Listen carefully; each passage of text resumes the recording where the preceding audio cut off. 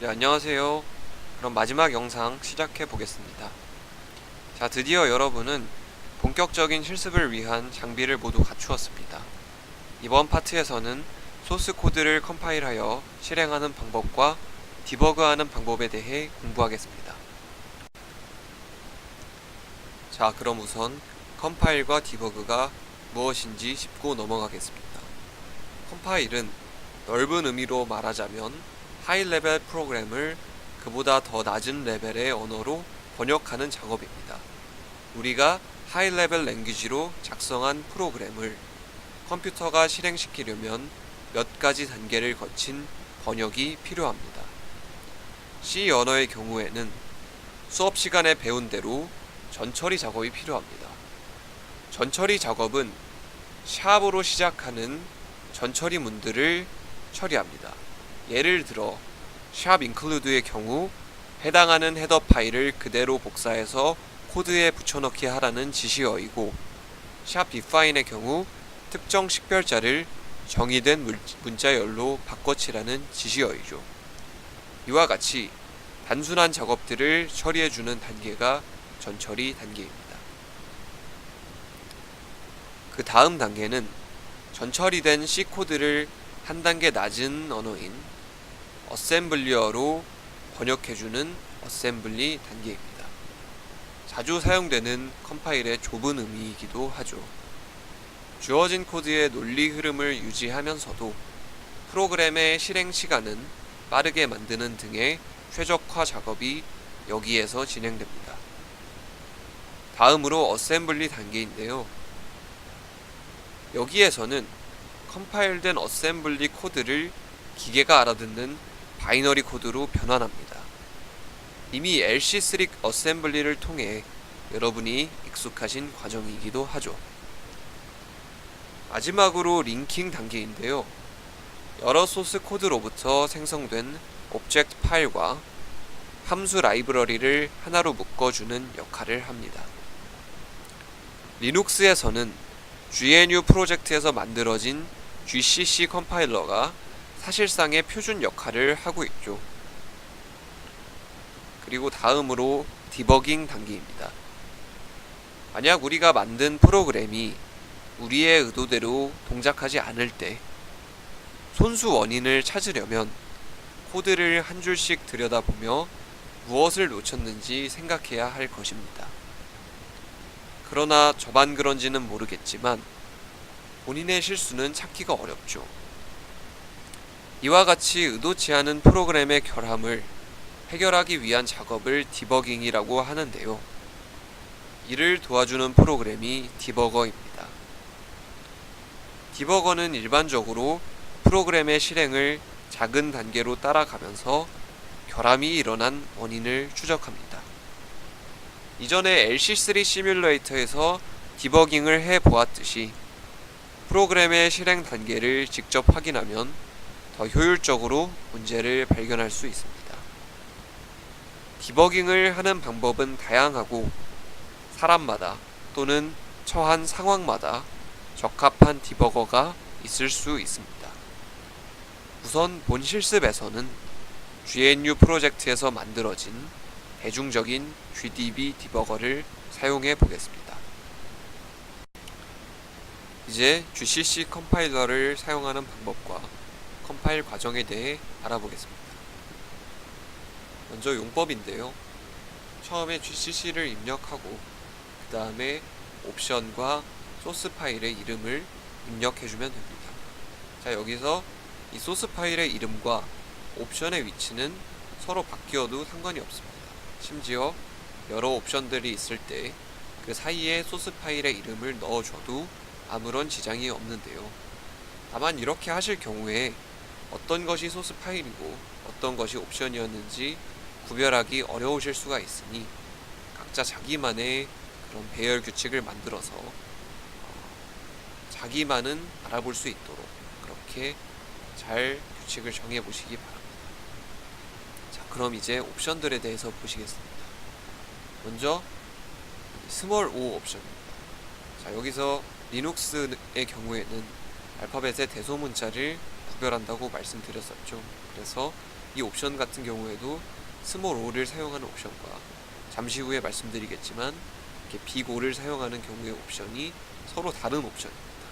자, 그래서 스몰 o의 옵션 같은 경우에는 아웃풋 파일의 이름을 정해줍니다.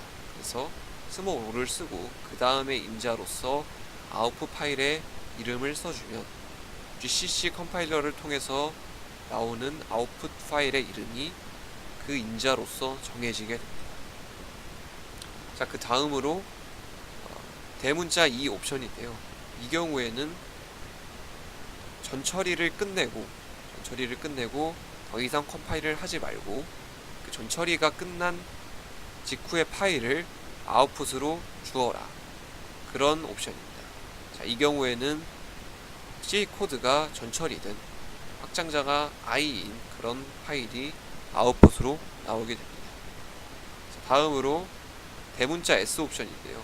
이것은 컴파일만 마치고 컴파일까지는 하고 그 다음에 더 이상의 처리를 하지 말아라, 이런 옵션입니다. 그래서 아웃풋으로 C 코드가 전처리된 C 코드가 컴파일된 형태의 어셈블리 파일이 나오게 되는데요. 이 파일의 확장자가 .s 파일이 되겠습니다. 자, 그 다음으로 스몰 c 옵션인데요. 이 경우에는 이제 어셈블리어를 기계어로 바꾸는 단계까지만 처리하고 그리고 더 이상의 처리를 멈춰라. 그 다음에 남은 단계가 이제 링킹이고, 링킹을 하고 나면 완전히 오브젝트 파일이 완성형이 되게 되죠. 그래서 그 완성형을 만들지 말고 오로지 어셈블리까지만 처리된 오브젝트 파일을 만들어 놔라, 그런 의미라고 생각하시면 되겠습니다. 자, 그래서 이렇게 컴파일 단계별로 다양한 종류의 결과물이 나오게 되는데요. 자, 이런 결과물을 우리가 모두 다 보고 싶다면 이런 옵션들을 주면서 GCC를 3번 사용하는 방법도 있겠지만, 하지만 이런 옵션을 통해서 한 번에 중간 결과물들을 모두 출력할 수도 있습니다.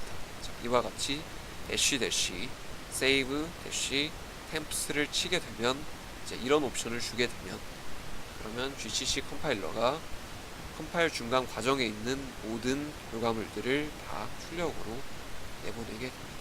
자, 그러면 여기까지의 옵션들을 실제로 한번 실행해 보겠습니다.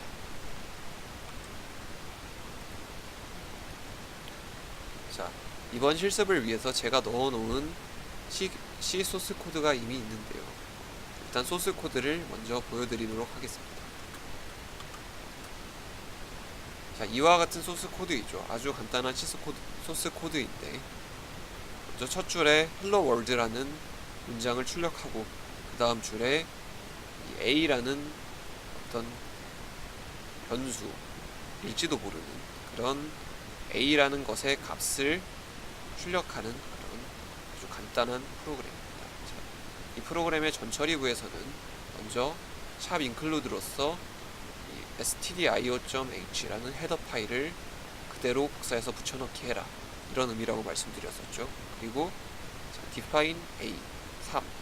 자, 이것은 이제 a라는 식별자를 가지는 모든 것들을 3이라는 문자로 바꿔치기 해라, 그런 의미가 되겠죠. 자, 그래서 이 소스 코드가 실제로 컴파일 과정에서 어떤 결과물들이 나타나게 될지 직접 한번 컴파일을 해보겠습니다.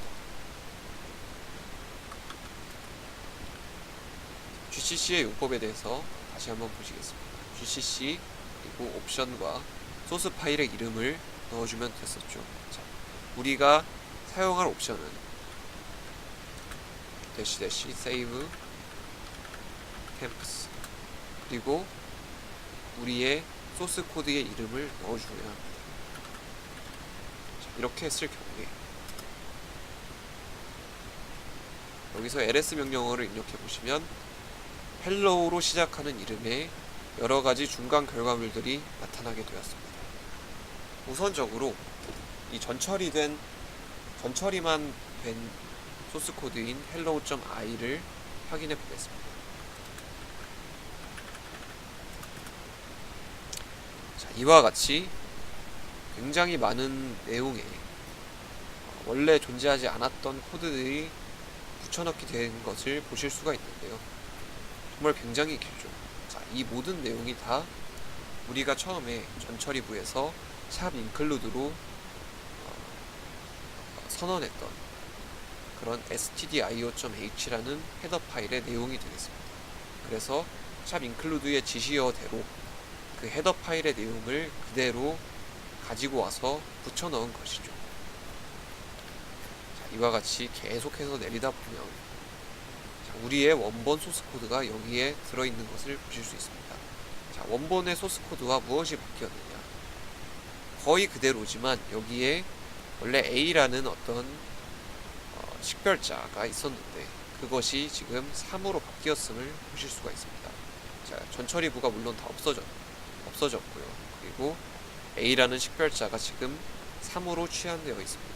이것은 두 번째 전처리문이었던 샵 define A3 이것의 의미가 이제 A라는 식별자를 3으로 바꿔라 라는 뜻이었죠. 그래서 이렇게 3으로 치환되어 있음을 보실 수 있습니다. 자, 다음으로는 hello.i 파일을 어셈블리어로 바꾼, 즉 hello.i를 컴파일하여 어셈블리어로 바꾼 hello.s 파일의 내용을 확인해 보겠습니다. 자, 이와 같이 여러분이 아마도 처음 보시는 그런 어셈블리어들이 나타나 있는데요. 이 어셈블리어들은 LC3의 어셈블리어와는 굉장히 다른데 이 어셈블리어들은 x86 64비트라는 아키텍처에서 사용하는 어셈블리어들입니다.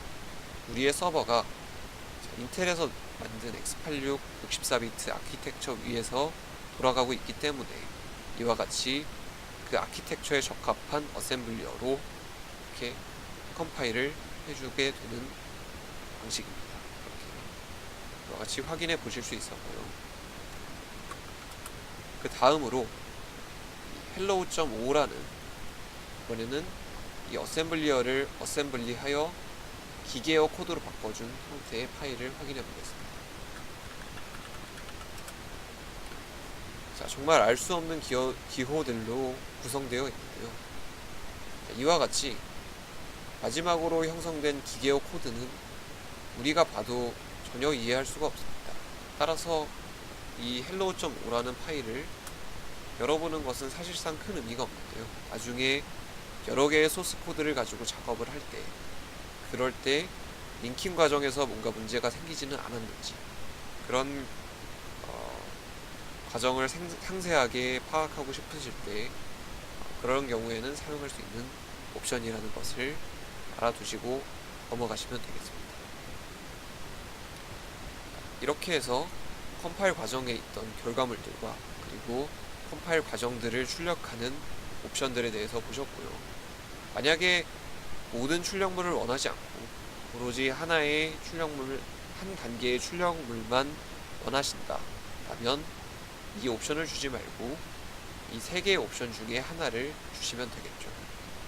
자, 그리고 다음으로 최적화 옵션들입니다. 이렇게 대문자 5로 시작되는 옵션들은 최적화 단계를 나타내는 옵션들인데요. 자, 아까 말씀드렸지만 전처리된 그런 C 코드를 어셈블리어로 바꾸는 단계에서 코드의 논리 흐름은 손상시키지 않으면서도 코드의 어떤 빠르기 그리고 또는 코드의 크기 자체는 더 줄이거나 또 빠르게 할 수 있는 그런 최적화 기법들이 컴파일 단계에서 적용이 되는데요. 그런 최적화를 얼마나 더 높은 단계로 할 것이냐 그런 것을 정해주는 옵션이라고 보시면 되겠습니다. 자, 그러면은 최적화는 무조건 높은 단계로 하는 것이 좋은 게 아닌가 라고 생각하실 수도 있는데 일반적으로 이 O2 옵션 같은 경우 이 정도 단계까지는 많이 쓰지만 이제 O3 옵션을 주게 되면 컴파일러가 코드의 변형을 너무 많이 일으켜서 기존 코드의 논리 흐름을 손상시키는 경우가 발생할 위험이 있습니다. 그렇기 때문에 무조건 많은 최적화를 시킨다고 하여 항상 좋은 결과가 나타나는 것은 아니라는 점을 알고 가시면 되겠습니다. 자, 다음으로 우리가 이번 실습에서 굉장히 중요하게 사용할 옵션인데요. 이 G 옵션의 경우 디버깅을 위한 변수 테이블을 생성해 주는 옵션입니다. 자, 이 옵션이 없으면 디버깅이 굉장히 어려워지는데요. 그래서 이 옵션을 반드시 필수적으로 넣어 주셔야 우리가 디버깅을 진행할 수 있다고 보시면 되겠습니다. 그런데 주의하셔야 할 점이 이 G 옵션 같은 경우에는 최적화 옵션과 동시에 사용하지 않는 것이 바람직합니다. 그 이유는 이 최적화 옵션들을 적용하게 되면 원본 소스 코드를 많이 수정하기 때문에 기존에 우리가 작성했던 그런 변수들이 이제 어떤 최적화된 코드에서 어떤 변수에 해당하는지 찾기 어려울 때가 많기 때문이죠. 그렇기 때문에 물론 G 옵션과 이 최적화 옵션을 동시에 사용한다고 오류가 나진 않습니다만 이 디버깅을 위한 G 옵션의 의미가 최적화 옵션과 같이 사용할 경우에 크게 떨어지는 것이죠. 그렇기 때문에 이 점은 꼭 주의하시길 바랍니다. 자, 그래서 마지막 그렇다면 이렇게 옵션들을 통해서 컴파일을 하였을 때 어떤 결과물이 나왔습니다. 자, 완전히 컴파일된 이 결과물을 어떻게 실행하느냐. 실행하는 방법은 간단합니다. 이와 같이 마침표와 슬래시를 써주고 실행 파일의 이름을 적어주면 되는데요. 여러분이 실행 파일을 실행시키기 위해서는 현재 작업 디렉터리에 있는 실행 파일이라는 것을 명시해 주어야 합니다. 왜 실행 파일의 이름만을 입력하는 것이 아니고 마침표와 슬래시를 쓰느냐 라고 생각하실 수 있는데요.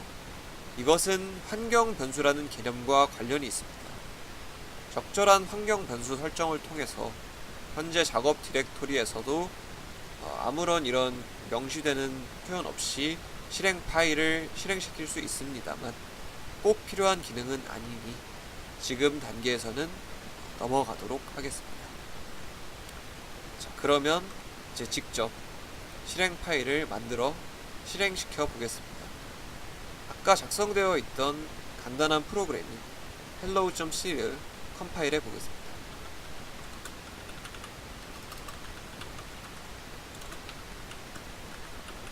자, 이와 같이 gcc 명령어를 입력해 주게 되면 소스 코드를 hello.c로 하여서 hello를 아웃풋으로 컴파일하게 되는 것이죠. 자, 이제 hello라는 실행 파일이 만들어져 있음을 보실 수 있습니다. 실행해 보겠습니다. 자, 우리가 기대했던 것과 같이 hello world라는 문장이 출력되고 그리고 a의 값이 3이다 라는 문장이 제대로 출력되었음을 보실 수가 있습니다. 이제 우리는 소스 코드를 직접 작성하고 그것을 컴파일하여서 실행 파일을 만들어 직접 실행시킬 수 있게 되었습니다. 자, 그렇다면 이 실행 파일이 제대로 작동하지 않을 경우에 이것을 어떻게 디버깅 하느냐 그 방법에 대해서 알아보겠습니다. 자, 우리가 사용할 것이 바로 GDB라는 이름의 디버거가 될 것이라고 했는데요. 자, 이 GDB 디버거의 용법은 간단합니다. 앞에 GDB를 쓰고 우리가 만들었던 바로 그 실행 파일의 이름을 써주면 되는 것이죠. 우선적으로 GDB 디버거를 한번 켜보겠습니다. 자, 아까 만들었던 실행 파일인 hello.o 파일을 GDB 디버거를 통해서 열어보면 죄송합니다. hello.o가 아니고 실행 파일인 hello 파일을 열어보게 되면 이와 같은 안내문이 나오고 나서 이제 GDB 프롬프트로서 입력을 하게 됩니다. 이제 여기에 GDB의 명령어들을 입력하게 되면 GDB 디버거를 사용하실 수가 있게 되는 것이죠. 자, 그래서 이 GDB 디버거를 올바르게 사용하기 위해서는 이런 많은 명령어들을 숙지하셔야 합니다. 자, 명령어들이 이렇게 8가지만 있는 것이 아니고 지금 가장 핵심적인 명령어들을 추린 것인데도 이와 같이 다음 페이지까지 많은 명령어들이 필요함을 보실 수가 있는데요. 이런 어떤 GDB의 기본적인 기능만을 사용하기 위해서도 많은 명령어가 필요하기 때문에 여러분이 GDB를 처음부터 숙달된 상태로 사용하시기는 어렵겠지만 예제 프로그램을 여러 번 디버깅을 해보면서 차근차근 각 명령어에 대해 숙지해 보시기를 권해드리겠습니다. 자, 우선은 이 명령어들에 대해서 간략히 설명한 다음에 뒤에서 예제 프로그램을 통해서 명령어들을 직접 사용해보는 시간을 가지도록 하겠습니다. 자, 우선 기본적인 명령어들입니다. 먼저 GDB 모드에 들어갔다면 그것에서 빠져나오는 방법을 알아야겠죠. 자, 이와 같이 quit이라고 쳐주면 디버거에서 빠져나오게 됩니다. 자, 그런데 여기서 모든 GDB 명령어들이 마찬가지이지만 여기서 단축키를 지원하게 됩니다. 자, 그래서 quit의 경우에는 Q 한 글자만 쳐주게 되어도 디버거에서 빠져나오게 되는데요. 그렇다면 Q라는 이름으로 글자로 시작하는 또 다른 명령어가 있을 수는 없을까? 라는 의문을 가지실 수도 있는데 그럴 경우에는 자주 사용하는 명령어 위주로 적용이 되게 됩니다. 근데 그 자주 사용한다는 것이 이제 사용자별로의 얘기가 아니고 기본적으로 정해져 있는데 그래서 이런 어떤 명령어의 약자로서 명령어를 사용하는 것에 익숙해지기 전까지는 확실한 사용을 위해서 전체 글자를 다 입력해 주시는 것도 좋겠습니다. 다음으로 kill 명령어인데요. 이것은 이제 GDB를 사용하기 위해서 우리의 프로그램을 실행시킨 다음에 현재 GDB에서 실행 중인 그 프로그램을 멈추라는 명령어입니다.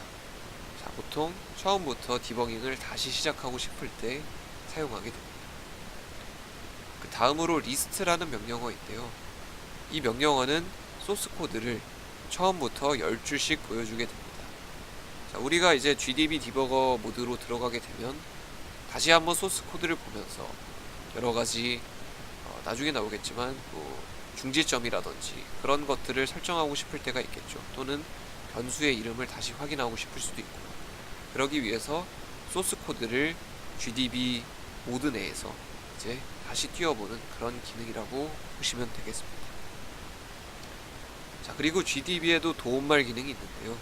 이제 용법은 약간 다릅니다. 리눅스 도움말과 약간 다르지만 앞에 헬프를 먼저 치고 그 다음에 어떤 도움말을 명령어를 입력하게 되면 헬프와 명령어를 입력하시게 되면 이제 그 명령어에 대한 도움말이 출력되게 됩니다. 그리고 이제 다음으로 디버깅을 진행시키는 명령어들입니다.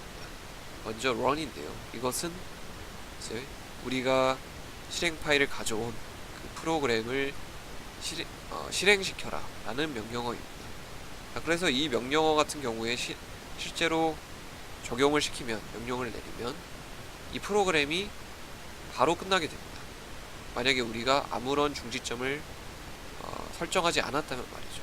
그래서 이 명령어를 사용하게 되면 결국에는 GDB를 결국 처음부터 다시 사용하게 되는 그런 경우가 발생할 수도 있기 때문에 항상 run을 입력하시기 전에 우리가 설정해야 할 중지점을 미리 결정을 하시고 중지점들을 설정하신 다음에 run을 입력하시는 것을 추천해 드리겠습니다.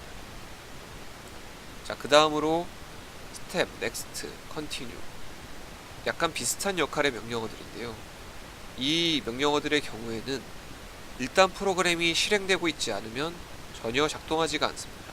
그렇기 때문에 우선적으로 run 명령어를 통해서 프로그램을 실행시켜야 합니다. 그래서 다시 말씀드리지만 그런데 run을 입력했을 때 중지점이 없다면 프로그램이 그냥 정상 종료되어 버릴 수도 있기 때문에 그렇기 때문에 이런 step, next, continue 같은 명령어를 입력할 기회가 없겠죠. 그래서 항상 중지점을 입력하시고 그 다음에 run을 입력하신 다음에 한 단계씩 진행을 하고 싶으시면 이제 스텝 또는 넥스트 명령어를 쓰시면 되겠습니다.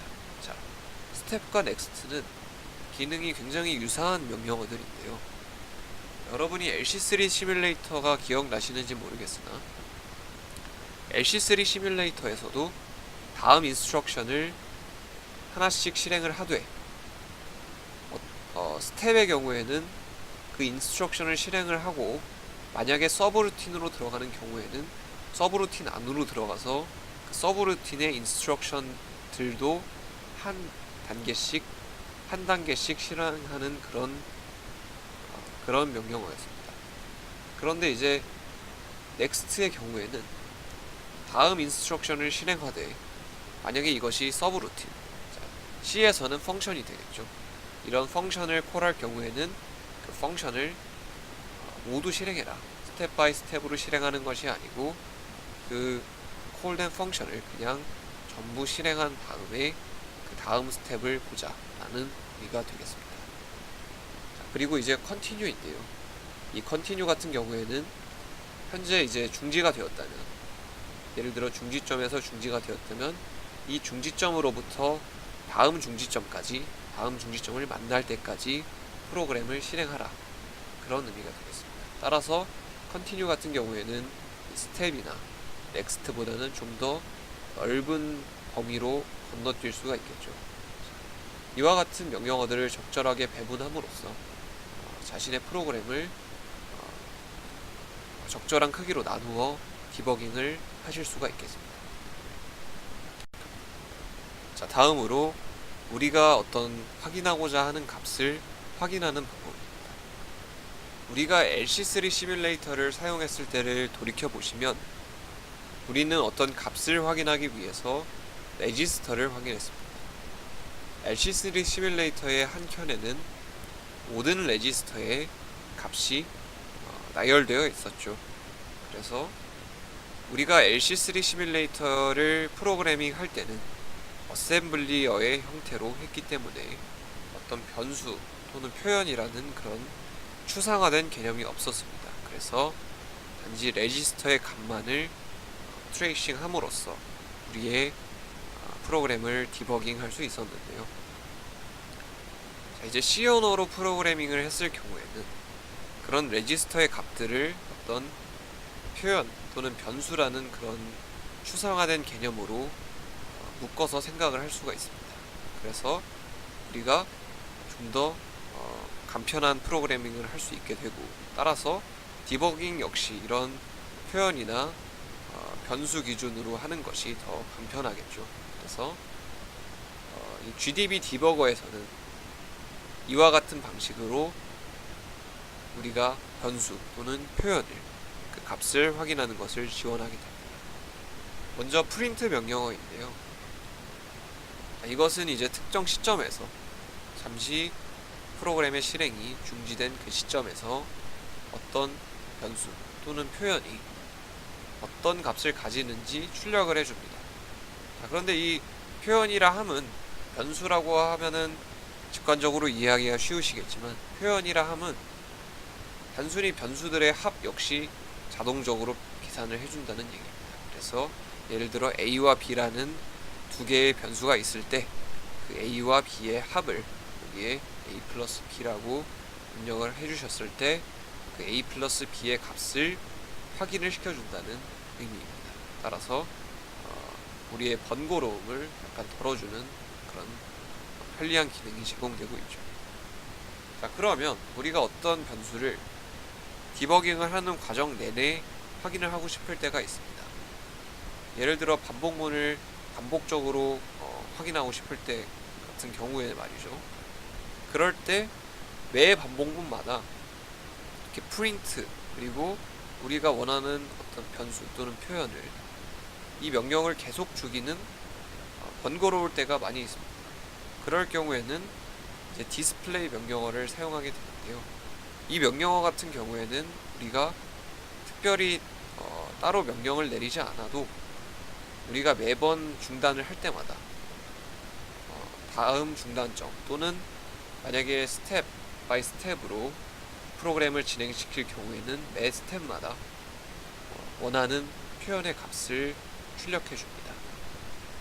굉장히 편리한 기능이죠. 그런데 만약에 이와 같이 디스플레이 하는 것이 더 이상 불필요하다고 느껴질 때, 이제 어떤 우리가 트레이싱 하던 어떤 변수가 더 이상 볼 필요가 없어졌다. 그럴 경우에 이제 이 디스플레이를 해제해야 하는데요. 그렇게 해제하기 위해 쓰는 명령이 delete display입니다. 이렇게 delete와 한 칸 띄고 디스플레이 입력한 다음 우리가 트레이싱 하던 그 변수나 표현을 입력하게 되면 더 이상 그것을 트레이싱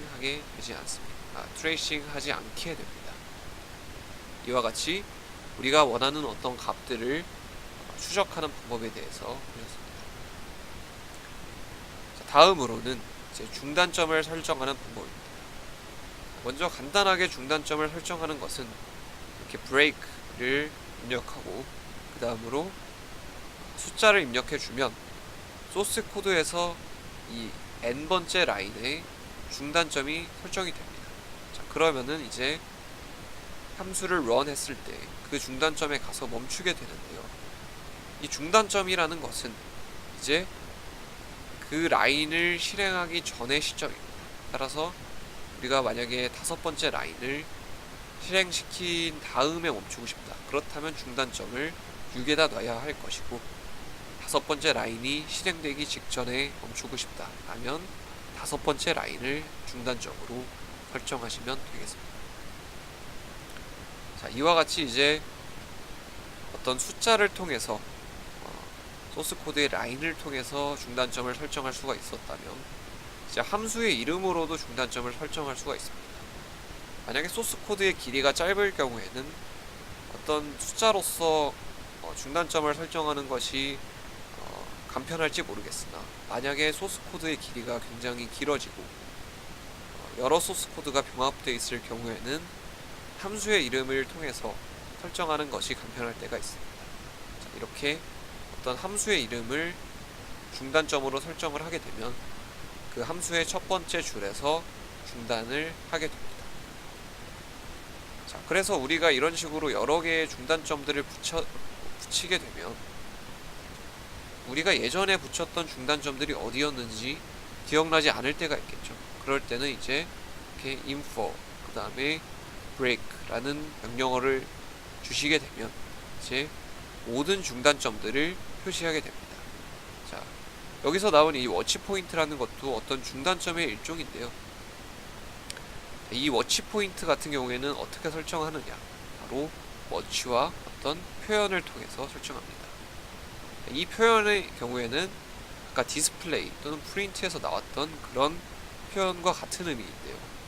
자, 이 워치라는 중단 방법의 어떤 방식은 무엇이냐면 이 표현의 값이 변할 때마다 프로그램을 중단시킵니다. 자, 그래서 어떻게 보면 이것 역시 트레이싱의 일종이라고 보실 수도 있겠는데요.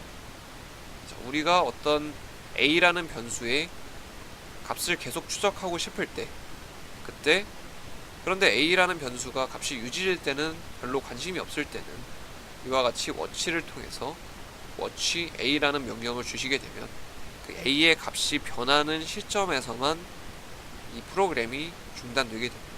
자, 아주 유용한 기능으로 사용할 수가 있겠죠.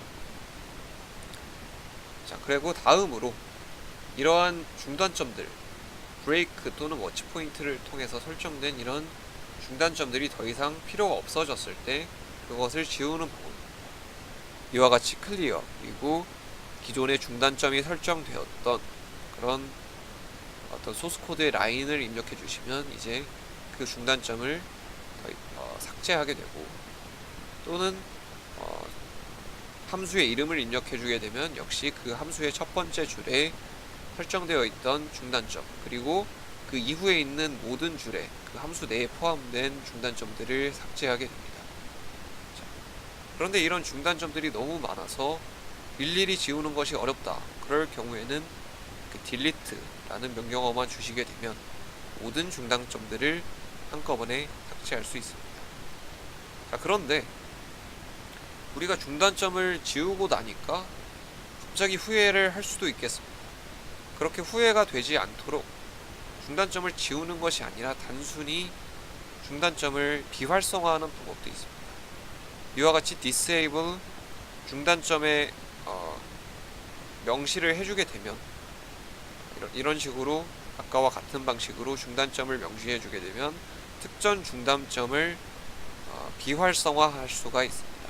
반대로 enable하고 중단점을 명시해주게 되면 기존에 비활성화했던 중단점을 다시 활성화하여 사용하실 수가 있습니다.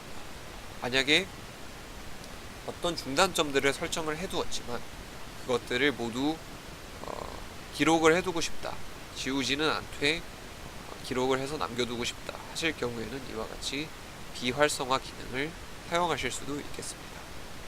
자, 그렇다면 이제 기본적인 GDB의 명령어들은 모두 보셨고요. 이후부터는 직접 예제를 통해서 버그가 있는 프로그램을 어떻게 디버그 하는지 같이 확인해 보겠습니다. 첫 번째 예제 프로그램입니다. 이 프로그램은 이제 중간고사에서 가져와 봤는데요. 여러분 다들 잘 아시다시피 어떤 16비트 패턴에서 그 안에 들어있는 1의 개수를 세는 프로그램이 되겠습니다. 프로그램을 먼저 다 보시면 먼저 이제 함수는 메인 함수밖에 없죠. 메인에서 먼저 num과 mask를 short 자료형으로 정의를 합니다. 이 short 자료형 같은 경우에는 16비트 정수를 나타내게 됩니다. 그리고 부호형 정수이기 때문에 음수 역시 나타낼 수 있습니다. 그리고 두 번째로 카운터로 사용할 count라는 어떤 변수를 역시 정수형으로 32비트 정수형으로 선언을 하게 됩니다. 그리고 이제 우리가 어떤 16비트 패턴을 입력받아야 하기 때문에 16비트 패턴을 입력해달라 라는 출력을 하고 그 다음으로 사용자가 입력하는 16비트 패턴을 헥사데시말로 입력을 받습니다. 그 다음으로 이제 이 for문을 돌면서 16번 돌게 되죠. 이 i의 값이 0부터 15까지 변하면서 이 for문을 16번 돌게 되는데 이때 마스크가 변하는 범위는 처음에 이제 1에서부터 시작해서 i가 0부터 15까지 변하니까 0부터 15까지 1을 레프트 시프트 한 값을 마스크가 가지게 됩니다. 즉 이렇게 16자리가 있다면 16자리의 맨 오른쪽에 1이 있던 시점부터 시작해서 총 15번 움직이면서 이렇게 각 자리마다 한 번씩 1이 있는 그런 마스크의 그런 변화를 보실 수가 있겠죠. 자, 그래서 이 폼은 안에서 그 다음에 하는 액션은 우리가 입력했던 그 16비트 패턴과 마스크를 bitwise AND 연산을 하여서 그 값이 0보다 크다 그럴 경우에는 우리가 카운터로 선언한 count라는 변수를 1 증가시키는 그런 액션을 또 취하게 됩니다. 자, 그러고 나서 이 포문을 완전히 다 수행하게 되면 이제 우리가 입력했던 비트 패턴에서 1의 개수는 몇 개다 라고 printf 문을 통해서 출력을 해주게 됩니다. 이 프로그램은 이제 일단 오류가 있는 프로그램인데 여러분이 작성했던 답안을 기반으로 어떤 자주 나오는 실수와 비슷하게 제가 이렇게 이뮬레이션을 해봤고요. 그래서 이 프로그램을 통해서 직접 디버깅을 한번 해보겠습니다. 자, 우선 콘솔이 더러워졌으니 일단 GDB에서 나가서 한번 정리를 하고 시작을 하겠습니다. 디버깅을 하기 위해서는 우선적으로 GCC 컴파일러를 통해서 실행 파일을 만드셔야 합니다. 자, 다음과 같이 GCC ex1.c라는 소스 파일을 output ex1으로 만들 것이고, 이때 디버깅을 위한 옵션, 반드시 필수적으로 G 옵션을 주셔야 디버깅이 가능합니다. 이와 같이 경고가 뜨지만 중요하지 않으니 무시하셔도 되고, 그래서 만들어진 실행 파일을 한번 직접 실행해 보겠습니다. 비트 패턴을 입력하라고 나오는데 간단하게 한번 3333이라는 패턴을 입력해 보겠습니다. 자, 이와 같이 각 4비트당 1의 개수가 2개씩 들어가 있기 때문에 총 8개의 1의 개수가 있다 라는 출력이 나타난 것을 보실 수가 있겠습니다. 그럼 이번엔 좀 다른 비트 패턴으로 0F31, 자, 이럴 경우에 이제 처음 4비트에는 1이 없고 그 다음에는 1이 4개 있고 다음에는 2개, 마지막으로 1개가 있으니까 1이 총 7개, 그래서 출력이 7이 나와야 하겠죠. 그래서 입력을 해보면 7이 잘 나오는 것을 보실 수가 있고요. 그러면은 이제 이번에는 한번 모든 비트가 1인 FFFF라는 16비트 패턴을 입력해 보겠습니다. 그렇다면 당연히 결과가 16이 나와야 하겠죠. 자, 그런데 이번에는 이상하게도 15라는 출력이 나오고 있습니다. 그러면 이상하다. 다른 것은 되지 않을까? 다른 것도 오류가 있지 않을까? 그래서 한번 8000을 쳐봤더니 분명히 1이 하나가 있는데도 1의 개수가 카운트가 되지 않았죠.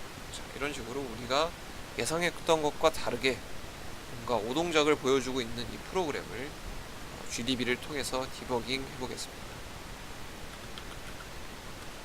GDB를 켜시는 방법은 역시 GDB를 입력하고 그리고 실행 파일의 이름을 입력을 해주시면 먼저 정지점을 설정하기 위해서 소스 코드를 한번 확인해 보겠습니다. 이와 같이 리스트 명령어를 통해서 소스 코드를 보실 수 있고, 이 상태에서 엔터키를 한 번 더 누르시면 처음에 10줄만 나왔던 소스 코드 이후에 10줄이 추가적으로 출력이 됩니다. 자, 이때 이제 우리가 의심스러운 부분이 어디냐면, 일단 이 앞에 부분은 전부 문법에 맞는다고 거의 보장된 부분이죠. 왜냐하면 printf나 scanf 같은 경우 우리가 따로 만든 함수가 아니라 미리 선언된 것을, 미리 정의된 함수를 가져와서 쓰는 것이기 때문에 의심의 여지가 없다고 보실 수가 있겠고요. 이 form은 뒤에 부분 역시 마찬가지죠.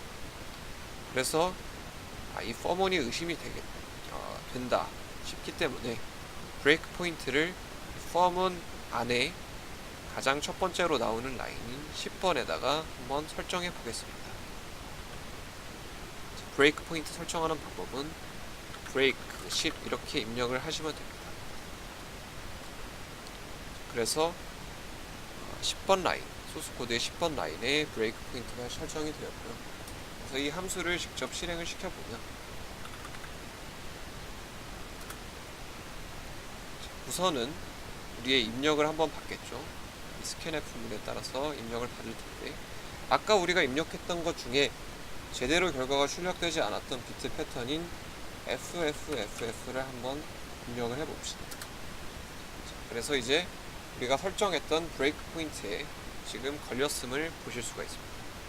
자, 이제 그렇다면 우리는 단순히 함수를 진행할 것이 아니라 우리가 뭔가 확인하고 싶은 값을 트레이싱을 해야 합니다. 자, 그래서 일단 첫 번째 디버깅이니만큼 여기에 나와 있는 모든 변수를 한번 트레이싱 해보겠습니다. 먼저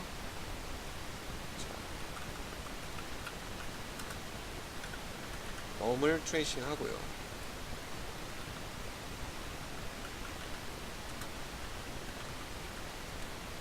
마스크를 트레이싱 하고요.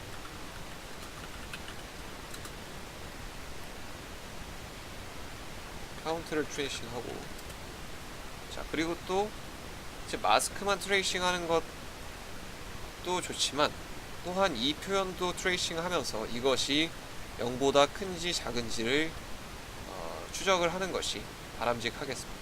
그래서 num과 마스크를 또 AND 연산한 것을 트레이싱 해 볼 것인데, 자, 지금까지는 이렇게 변수만 넣었지만 이런 식으로 어떤 복합적인 표현도 이렇게 디스플레이 명령어로서 트레이싱이 가능합니다.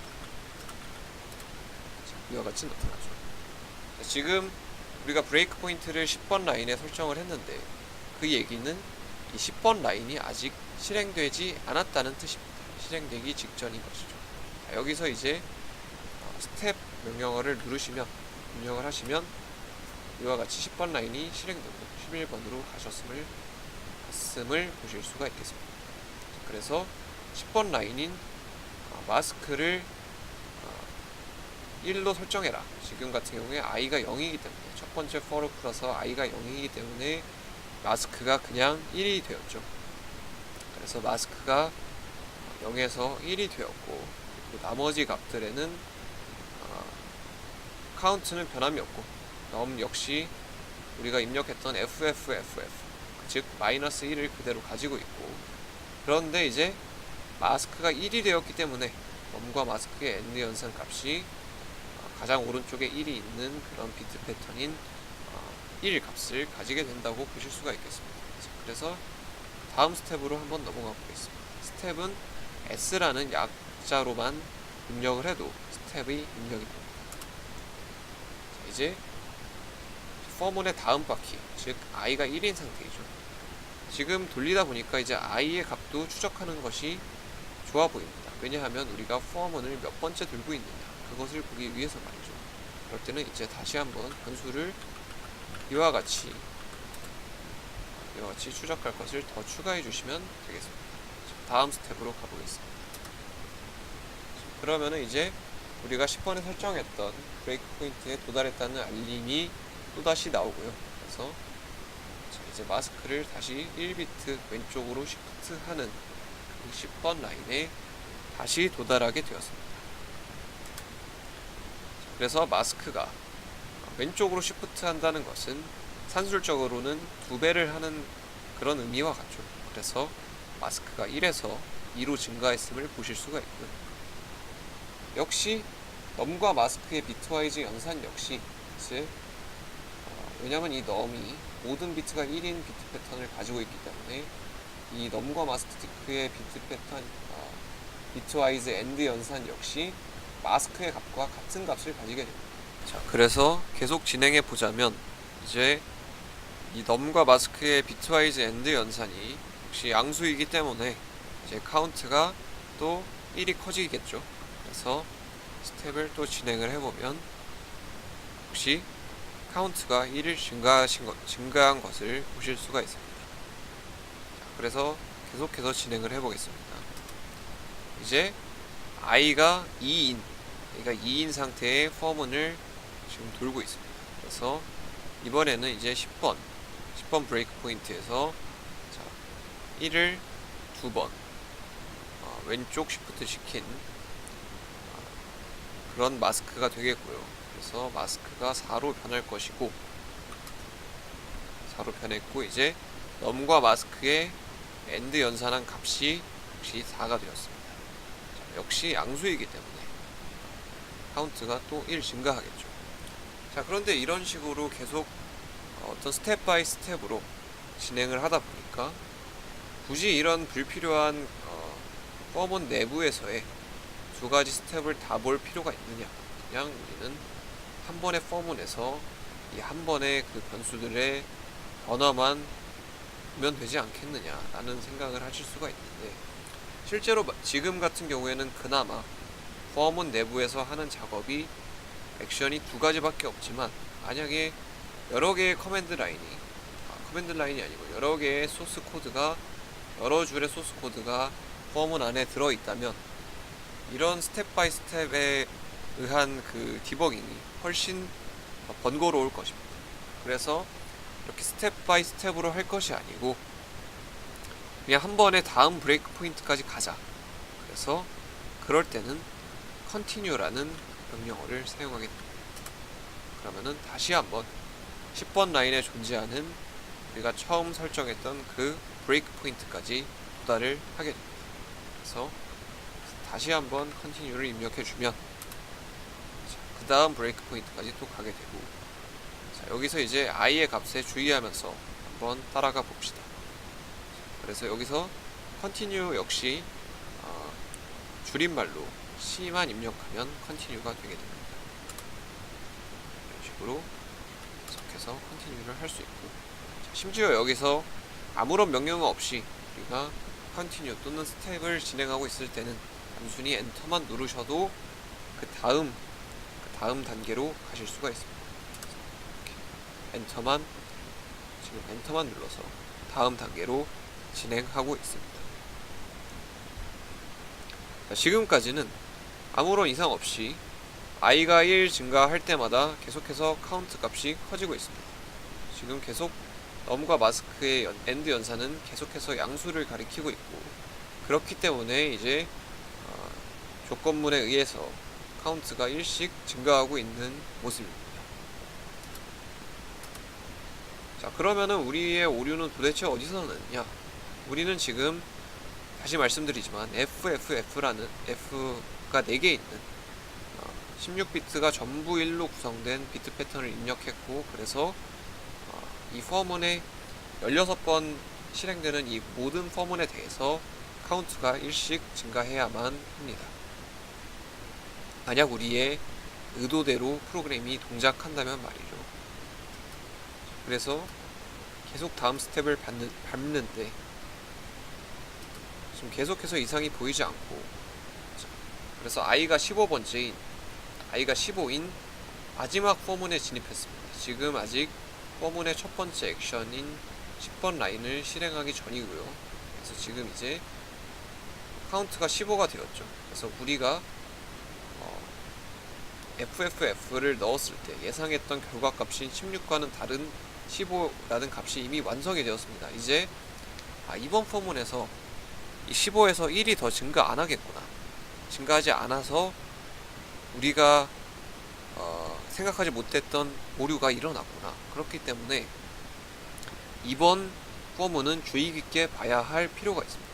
자, 그래서 이번에는 그냥 컨티뉴를 누르는 것이 아니고 다시 한번 스텝으로 진행을 해보겠습니다. 자, 그러면은 이제 이 10번 라인이 실행이 되면서 지금 스텝을 입력하게 되면 이것이 실행이 되면서 마스크가 2배가 될 것이고, 그리고 넘과 마스크의 엔드 연산한 것도 역시 2배가 되어야 될 거라고 예상을 해보고 스텝을 해보겠습니다. 그럴 경우에 자, 예상과는 다르게 마스크가 2배가 된 것이 아니고 마이너스 2배가 되어서 지금 음수 값을 가지게 되었고, 그리고 넘과 마스크의 엔드 연산 역시 음수 값을 가지게 되었습니다. 자, 이와 같이 지금 이제 이런 어떤 버그가 발생한 까닭은 마스크가 이제 16비트 부호형으로 설정이 되었고, 역시 넘 역시 16비트 부호형으로 설정이 되어서 이들의 MSB가 나타내는 값이 음수를 나타내기 때문입니다. 그래서 MSB가 1일 경우에는 음수를 나타내게 되고, 지금 마스크가 끝까지 왼쪽 시프트가 되어서 가장 왼쪽에 MSB만 1로 가지고 있는 상황에서는 이와 같이 음수 값을 가지게 되고, 엔드 연산한 값 역시 음수 값을 가지게 됩니다. 그래서 우리가 처음에 설정했던 그 조건인 넘과 마스크의 엔드 연산이 양수일 때 카운터를 증가시켜라 라는 조건이 옳지 않은 것이죠. 즉, 자, 이제 우리가 빠트린 케이스를 찾게 된 겁니다.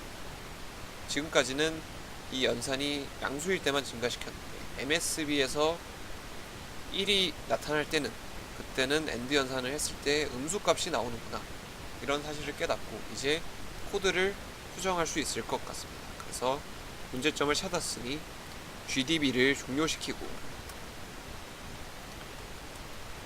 다시 한번 소스를 켜보겠습니다. 자, 이제 우리는 이제 이 조건이 잘못됐음을 알고 있습니다. 그렇다면 이 조건을 어떻게 바꾸면 될까요? 이제 음수일 때도 카운터를 증가시키기 위해서 단지 0이 아닐 때 카운터를 증가시켜라, 이와 같은 조건으로 써주면 되겠죠. 그렇다면 소스를 고치고 프로그램이 제대로 작동하는지 확인을 해보겠습니다. 이번에는 디버깅을 할 것이 아니기 때문에 디버깅 옵션은 주지 않으셔도 무방하겠습니다. 하지만 항상 예상치 못한 오류가 또 발생할 수 있기 때문에 물론 안위를 위해서 주는 것도 좋겠습니다. 자, 이제 실행을 한번 해보겠습니다. 아까와 같이 지금 제가 잘못해서 F를 5번 눌렀는데 아까와 같이 F, F, F, F라는 비트 패턴을 주었을 때 결과값이 이번에는 16으로 올바르게 나오는 것을 보실 수 있습니다. 이번에도 역시 MSB만 1인 비트 패턴을 주었을 때 결과값이 1로서 올바르게 나오는 것을 보실 수가 있습니다. 자, 이와 같이 첫 번째 예제에 대해서 디버깅을 해봤습니다. 자, 이어서 두 번째 예제 프로그램 진행해 보겠습니다. 이 프로그램 같은 경우에는 어떤 하나의 정수를 입력받아서 그 정수가 짝수인지 또는 홀수인지 판별해주는 프로그램입니다. 자, 한 줄씩 보시면 처음에 일단 정수를 입력받기 위한 변수인 num이라는 변수를 선언하고요. 그리고 이제 포인터인데 이것은 이제 포인터라고 부르는 어떤 개념인데 여러분이 조만간 배우실 것이지만 지금은 단순히 이 어떤 문자열을 저장하기 위해서 포인터를 사용한다 정도만 알고 계시면 되겠습니다. 이 delt라는 포인터는 이런 even 또는 odd라는 문자열을 저장하기 위해서 선언된 것입니다. 그래서 그 다음으로 이제 어떤 정수를 입력받기 위한 그런 두 가지 줄이 이렇게 나타나고 있고요.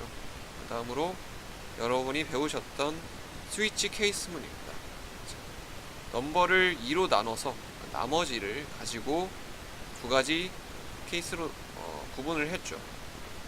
자, 어떤 정수를 2로 나눴을 때 그 나머지는 0이나 또는 1, 둘 중 하나의 경우밖에 없기 때문에 이와 같이 두 개의 케이스로 나누어 봤고요. 그래서 만약에 2로 나눠서 나머지가 0인 경우에는 그 수는 짝수다 라고 이제 출력을 나타낼 문자열을 2분으로 설정을 해주고요. 그리고 나머지가 1일 때는 그 수가 홀수다. 그래서 그 문자열을 odd라고 설정을 해주게 되겠습니다. 그리고 마지막으로 이 넘버가 입력한 넘버가 even이다, odd다 라는 것을 출력하기 위해서 이와 같은 프린트 부분을 마지막에 배치했습니다. 그래서 이 프로그램을 실제로 실행을 한번 해보겠습니다. 자, 먼저 컴파일을 해야겠죠.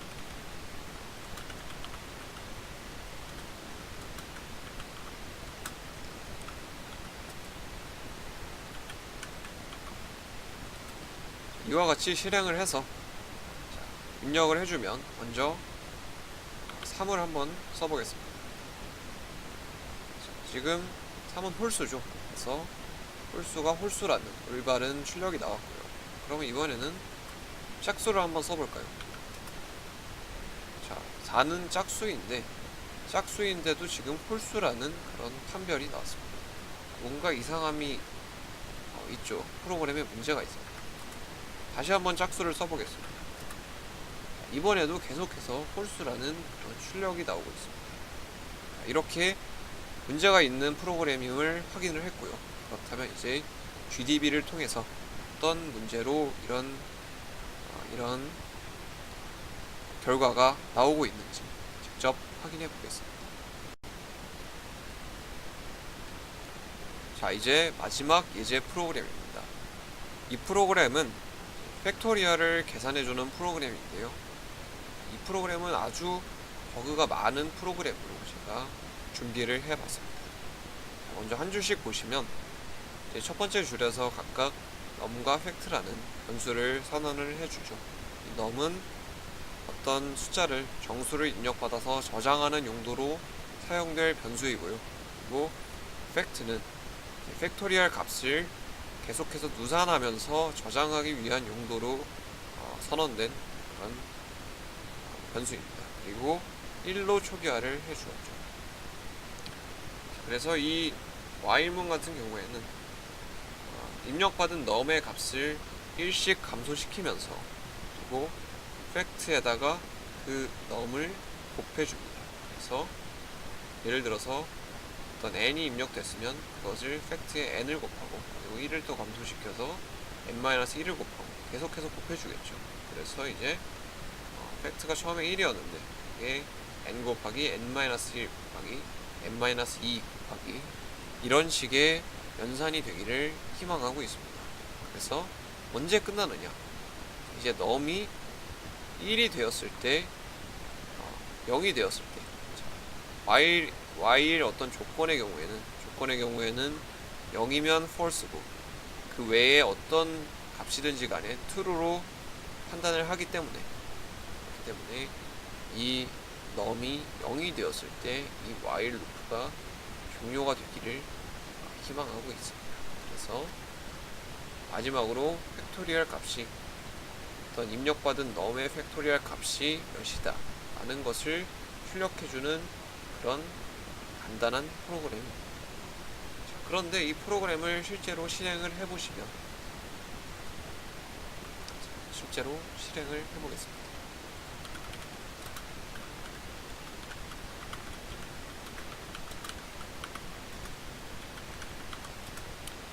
여기서 이제 10팩토리얼을 계산해 보겠습니다. 전혀 터무니없는 값이 나왔죠. 지금 팩토리얼이 우리가 입력했던 숫자가 분명 10인데도 마이너스 1의 팩토리얼이 0이다 라는 아무 의미 없는 그런 출력을 주고 있습니다. 그럼 혹시 이 10 팩토리얼이 너무 커서 오류가 난 게 아닌가? 그렇다면 아주 작은 수를 한번 입력해 보겠습니다. 3을 입력해 볼까요? 이번에도 아주 이상한 결과를 출력하고 있음을 보실 수가 있습니다. 이 프로그램은 이와 같이 어떤 출력 결과가 이제 두 개 다 잘못되어 있고요. 굉장히 이상한 결과를 내고 있는데 이 프로그램 같은 경우에는 여러분이 직접 디버깅을 해보시면서 어떤 것이 문제를 일으키고 있고 또 그런 문제를 해결하고 또한 어떤 예상되는 문제를 방지하기 위해서 어떻게 수정해야 할까 그것에 대해서 생각을 해보시기 바랍니다. 그러면서 GDB 디버거의 사용법에 대해서도 숙지하시는 그런 기회가 됐으면 좋겠습니다. 자, 이번 영상에서는 컴파일과 디버그의 과정과 개념에 대해 살펴봤습니다. 그리고 리눅스에서 표준적인 컴파일러로 사용되는 GCC의 사용법에 대해서 알아봤습니다. 여러 옵션들과 그 기능에 대해 살펴봤고요. 특히 G 옵션을 주어야 디버깅이 용이하다는 것을 기억하시기 바랍니다. 자, 이렇게 컴파일한 실행 파일을 실행시키는 방법도 알아봤고요. 다음으로 GDB 디버거를 통한 디버깅 방법에 대해서도 공부했습니다. GDB 디버거를 잘 사용하기 위해 기본적인 명령어들을 숙지하는 것을 잊지 마시고요. 예제 프로그램들을 통해 GDB에 익숙해지시길 바랍니다. 자, 이렇게 리눅스 실습 강의가 모두 끝이 났습니다. 제 나름대로 최선을 다했으나 부족함이 많았던 것 같습니다. 그래도 여러분의 실력 향상에 조금이라도 도움이 되기를 희망해 보겠습니다. 그리고 문의사항이 있으시면 주저하지 마시고 조교인 저에게 메일 주시기 바랍니다. 자, 그럼 영상 마무리 하겠습니다. 고생 많으셨습니다. 감사합니다.